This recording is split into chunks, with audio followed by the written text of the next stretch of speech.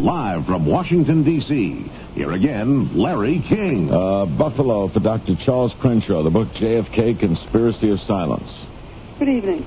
I'd like you to clarify, if you will. I have two quick questions. Clarify, if you will, the business about someone chasing the hearse down the street. Who was that and why? And also, was there a question as to whether the autopsy was incomplete, at least amongst the Parkland doctors? Well, first, the forensic pathologist of Dallas County, Dr. Earl Rose, did in truth chase the ambulance because it was Texas law. He felt very strongly that they would have had no ability to prosecute, and he was doing what was right. And they made fun of him. The national news media had a field day with him. Houston, hello. Yeah, Dr. Crenshaw, if you had testified at the Warren Commission, what would you have told him? Well, right now, it would be hard for me to say. If I told the truth, I'd be saying what I'm saying now. However, if I was deposed the way they were, giving the hypothesis and being told of the autopsy that we never saw, and all we did was hear, and then the hypothesis is this magic bullet possible? You could just say yes, because a bullet can do anything. Cannonsburg, Pennsylvania, hello. Hi, Larry. Hi. Hi, Doctor. I've always wondered about the Kennedy assassination. I was 3 years old when I saw him in a motorcade passing through the highway in the outskirts of my town. I'll never forget him. I'm still remain proud of him despite what we found out about him since, or what's been alleged anyway. What's the question?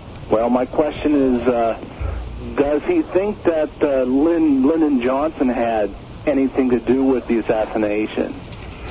You know, that would be pure speculation. What I can only do is talk about the medical things I observed. New York City, hello. Hello. Doctor, it's very good to hear your voice again. Are you aware that when it happened, you were interviewed, if you will recall, by some of the network feeds? I think it was CBS Radio that I heard a short interview with you. You came out and talked with reporters. You made the point that you're making today. You talked about an entrance wound, and somebody even asked you at that time, 30 years ago, how did you know it was an entrance wound? You explained that the entrance was larger and was smaller in front. You want to get to the question? Well, the point is this. I was a student at the time. I ended up doing some research into the whole business after I read the Warren Commission report, became a bit of an expert. I found that your interview was reported in the first edition of the Times and the Pittsburgh Post-Gazette, and that I hadn't been hearing things, but that it disappeared from all other editions of the paper. When of the papers, both the Post-Gazette and the New York Times, when I tried to trace them, I was told that never appeared. As a matter of fact, the Times, the early edition of the Times, was yanked off the streets probably about 20 minutes after it was put on. It was changed, and this is true. Doctor, any comment? Well, obviously, I can't comment. I don't know about that. Thank you, though. Montauk, New York, hello. Hello, good evening. Dr. Crenshaw, I'd like to follow up on an earlier question. I was wondering whether Governor Connolly had the authority to insist that the autopsy be done in Texas, and was he in any condition to do so? Well, yes, being the governor, he's the number one person in the state, but he was in no condition. He was actually under anesthesia about the time that Mr. Kennedy was leaving. Fulton, New York, hello.